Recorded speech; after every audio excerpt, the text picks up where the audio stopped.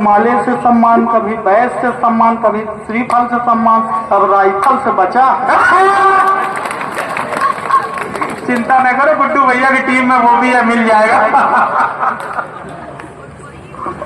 अब हालांकि मेरा है भी, मेरा इतना ज्यादा सम्मान है भी आदरणीय दादा। हाँ, मेरा तो इतना ज्यादा सम्मान घर पे नहीं है, ये अलग बात है। नहीं है तो गुड्डे भैया कभी नहीं। लेकिन मैंने बताया नहीं, मेरा तो इतना ज्यादा सम्मान है वाह, कि मैं जब जहां रहता हूं किराए के मकान पे, तो मेरे मकान मालिक हैं शर्मा जी। सुबह सुबह जैसे मैं यहाँ निकलने लगा तो सुबह सुबह ही आ गए, बोले माखन किराया। मैंने कहा यार शर्मा जी आपको नहीं मालूम, इधर संडीला जा रहा हूँ, गुड्डे भैया जी ने बुलाया है कार्यक्रम में, आते ही दे दूंगा। और आपको नहीं मालूम कि बहुत जल्द मैं सोनी टीवी में भी आने वाला हूँ।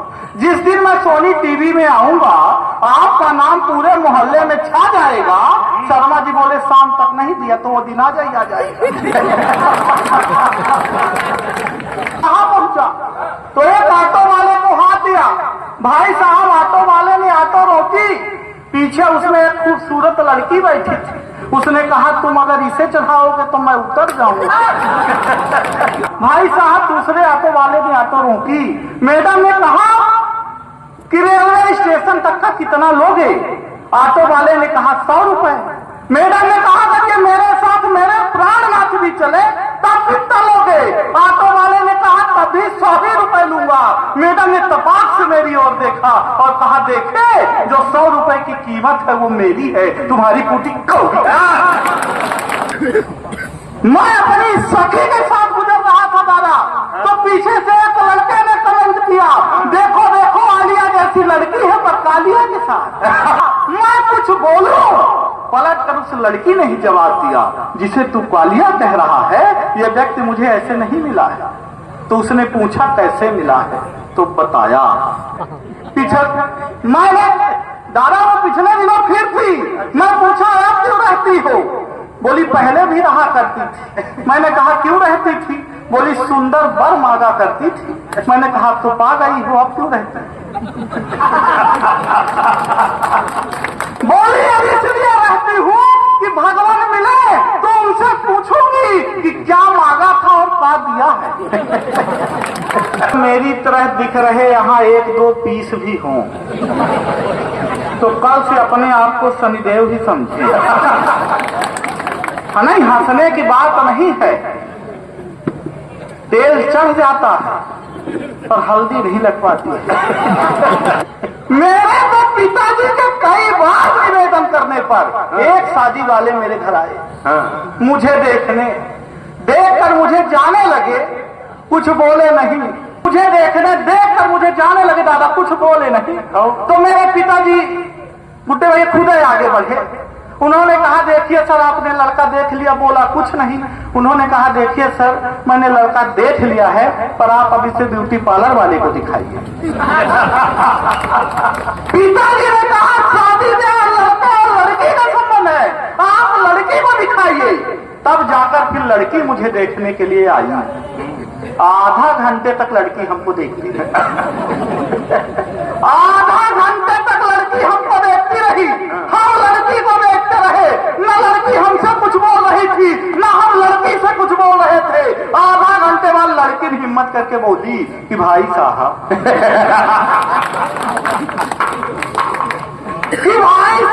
लड़का आता ही है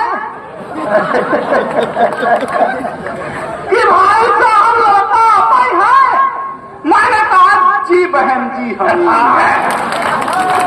कमाल है, कामता जिंदाबाद।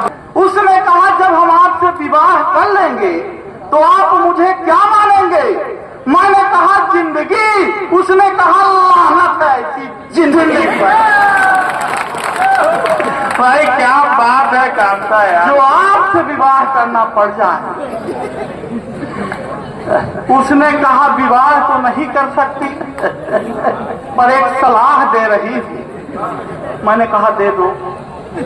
पूछा दे दो। मतलब पतरी सी थी मेरी जिंदगी, वो रेल पर गई। देखते ही देखते क्या खेल कर गई। और मैंने उसे लव यू वाला मेल क्या किया, वो ब्लैक देख करके ब्लैकमेल मतलब अंगूठा समझ के रखा था, साइन निकल गई। और मैं पेप्सी लेके बैठा था, वाइन निकल गई। और जिस फोटो को देख करके मैं झूम रहा था, जब सामने मिली तो वो डाइन निकल गई। अब आजकल गरीबों का प्रेम सफल नहीं हो पाता, कोई ना कोई नौकरी वाला गुड्डे भैया उड़ा ले जाता है। ये सरकारी नौकरी वाले भी बहुत तकलीफ दिए। मेरा जो उड़ाया वो रेलवे विभाग में था। हाँ, कि वो लड़की प्रेम करके फाइन निकल गई। हाँ, वो लड़की प्रेम करके फाइन निकल गई और किसी और की बाहों में वो ज्वाइन निकल गई। और जिस प्लाट पर यार मेरी नजर थी, उसी से यार रेलवे लाइन निकल गई। कल से टेंशन आ जाए किसी को नहीं पता है। हो सकता है ये आवाज आज तक पहले पहुंच गई हो, मैं बाद में आया। ये टेंशन आता कैसे? मुझे आया तो मैं बता रहा हूं, मुझे कोई टेंशन नहीं थी। मैं मस्त मौला आदमी रास्ते से जा रहा था तो एक खूबसूरत लड़की ने मुझ जैसे खूबसूरत आदमी से लिफ्ट मांगा। मेरे लिए नहीं टेंशन की बात थी कि मुझ जैसे खूबसूरत आदमी से लिफ्ट मांगा, पर मैं बहुत अच्छा आदमी। मैंने भाई साहब उसे लिफ्ट दिया। कुछ दूर जाने के बाद उसे चक्कर आने लगे, मुझे और टेंशन हो गई। मैं उसे सीधे हॉस्पिटल लेकर पहुंचा। 10 मिनट बाद डॉक्टर आया, बोला बधाई हो भाई आप बाप बनने वाले।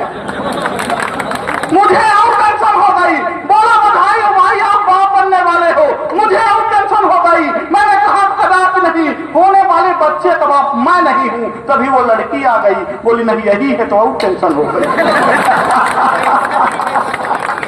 भाई साहब मेरा मेडिकल चेकअप कराया गया और रिपोर्ट ये आई, मैं तो कभी पापा नहीं बन सकता है, और टेंशन हो गई।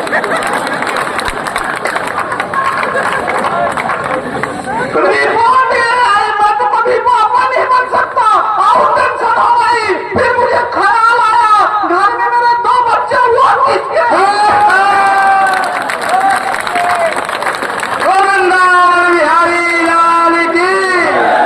इतने में अंजाम दादा का फोन आया, बोले बेटा तुझे इतनी टेंशन, तू औरैया आया।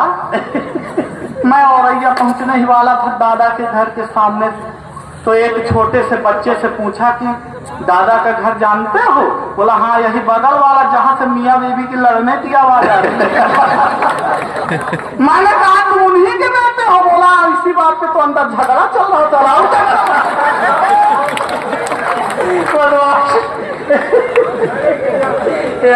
आंसू निकाल दिया था।